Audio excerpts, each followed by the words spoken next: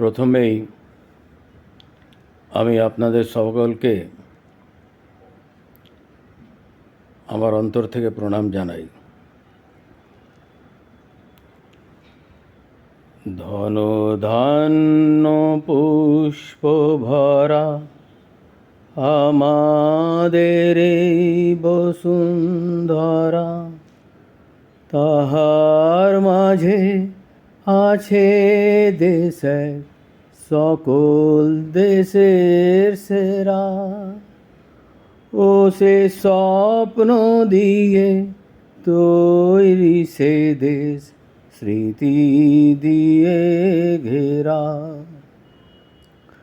এমন দেশটি কোথাও খুঁজে পাবে না কো তুমি। ও সে সকল দেশের রানী সেজে আমার জন্মভূমি, সে যে আমার জন্মভূমি, সে যে আমার জন্মভূমি।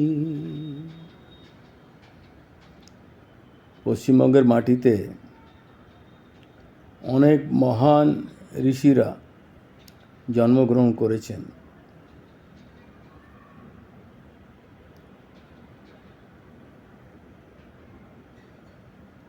তারা কোনোদিন স্বপ্নেও ভাবতে পারেননি যে পশ্চিমবঙ্গের অবস্থা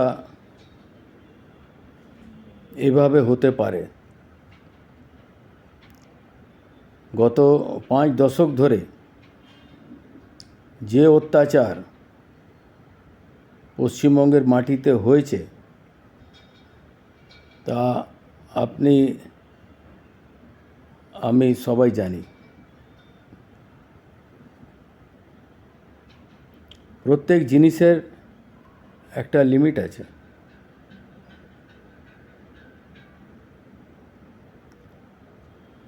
কাড়ি কাড়ি টাকা, এসব কি?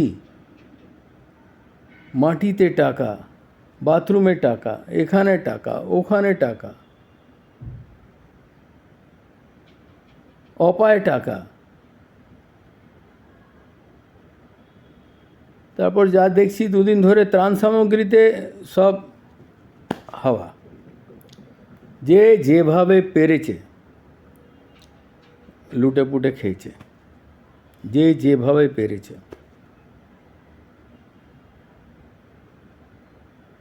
এটা কি একটা সভ্য সমাজে কল্পনা করা যায়? আমরা কোথায় এসে দাঁড়িয়েছি চিন্তা ভাবনা করতে হবে। আগামী প্রজন্মকে আমরা কি দেব? 3টে জেনারেশন তো শেষ। আপনারা ঠিক শুনেছেন, 3টে জেনারেশন শেষ।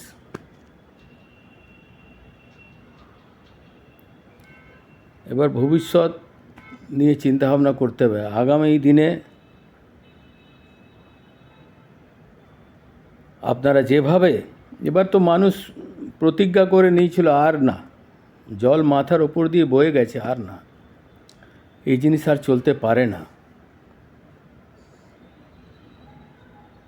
এই জয় আপনাদের প্রত্যেকের জয়, প্রত্যেক সনাতনীদের জয়।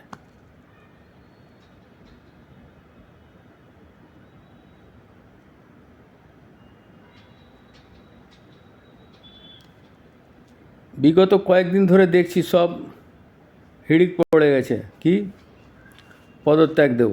কেন দেবে ভাই? তুমি সেবা করার জন্য এসছো, করো। এখন তো সামনে বর্ষাকাল আসছে, পদত্যাগের তো কোনো কারণ নেই। কিন্তু যা বুঝে গেছে ভাই পরিবর্তন হয়েছে, আর সেই জিনিস এখানে নেই, এখানে আর সেই জিনিস চলবে না, তাই আমি পদত্যাগ করলাম।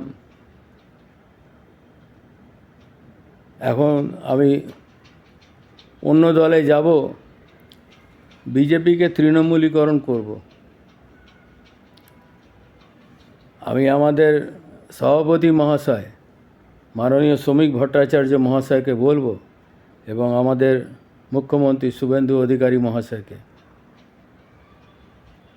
তৃণমূল থেকে একজনও নয়, অনেক ভালো লোক আছে পশ্চিমবঙ্গের মাটিতে, অনেক ভালো লোক আছে, সময় লাগবে।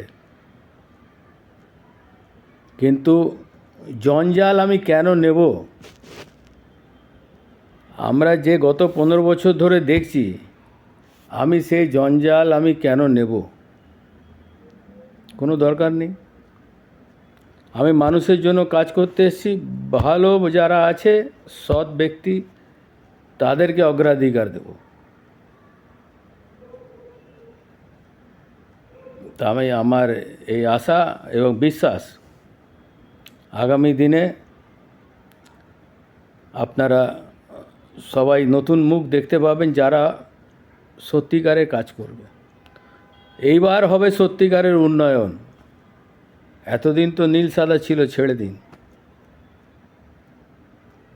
সেসব দিন ভুলে যান। আগামী দিনে পশ্চিমবঙ্গকে দাঁড় করাতেই হবে, শিল্পে হোক, স্বাস্থ্যে হোক, কর্মক্ষেত্রে হোক।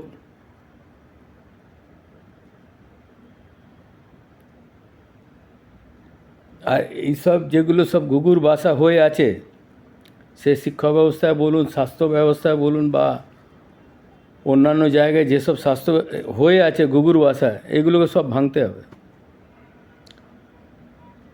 যদি সত্যিকারের পশ্চিমবঙ্গকে দাঁড় করতে হয়, এই ঘুঘুর বাসা ভাঙতে হবে। যারা অসৎ তাদেরকে নমস্কার করতে হবে, ভাই দরকার ঠাঁই নাই। কেন এরা যা করেছে কল্পনার বাইরে। এখন তো যত দিন যাবে আস্তে আস্তে করে সব বেরোবে। এখন তো কি বলে, মানে এখন সামান্যটুকু খালি বাইরে বেরিয়েছে, আরও এখন অনেক কিছু বেরোবার আপনি দেখতে পাবেন, আমরা সবাই দেখব।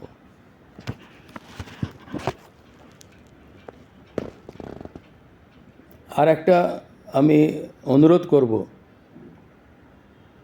ডিসিশন তো যারা সরকারে আছে তারা নেবে। আমি এখনও ফর্মটা দেখিনি, অন্নপূর্ণা ফর্মটা, বা অন্যান্য যেগুলো সেন্ট্রাল গভর্নমেন্ট বা স্টেট গভর্নমেন্ট থেকে যে আপনাদের সুবিধাগুলো পাওয়া যায়। তো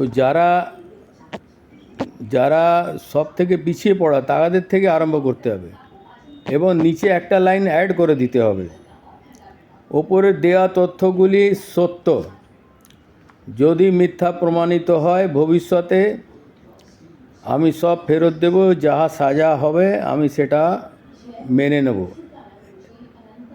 আমি অঙ্গীকার করলাম, এই বলে নিচে সই করতে হবে। আর যাদের দুটো সন্তান বেশি আছে তাদের কোনো সুবিধা নেই।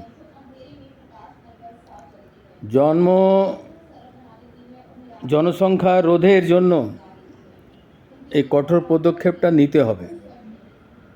যে কোনো কাজে পশ্চিমবঙ্গকে যদি স্বাবলম্বী করতে হয়, গত বেশ কয়েকদিনে আমরা দেখেছি আমাদের মাননীয় মুখ্যমন্ত্রী মহাশয় অনেক নির্ভীক পদক্ষেপ, সঠিক পদক্ষেপ নিয়েছেন। তার সঙ্গে এটাও নিতে হবে। আর ভালো লোকের অভাব নাই।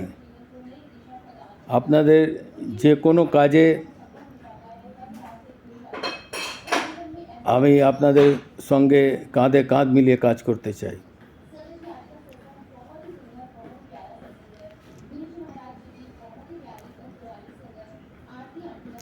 এত অত্যাচার যেগুলো হয়েছে, এটা গিনিস বুকে মনে হয় রেকর্ড হয়ে যাবে আগামী দিনে, আপনারা হয়তো দেখতে পাবেন।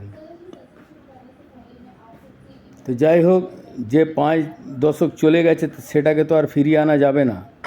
আগামী দিনে পশ্চিমবঙ্গকে স্বাবলম্বী করতে গেলে, নিজের পায়ে দাঁড়াতে গেলে সৎ লোকের প্রয়োজন, যারা সঠিকভাবে কাজ করবে।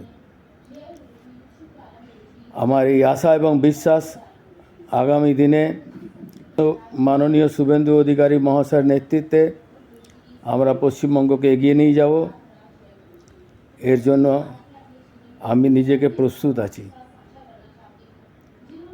আপনারা সবাই ভালো থাকবেন। আপনাদের অসংখ্য ধন্যবাদ। ভারত মাতা কি জয়।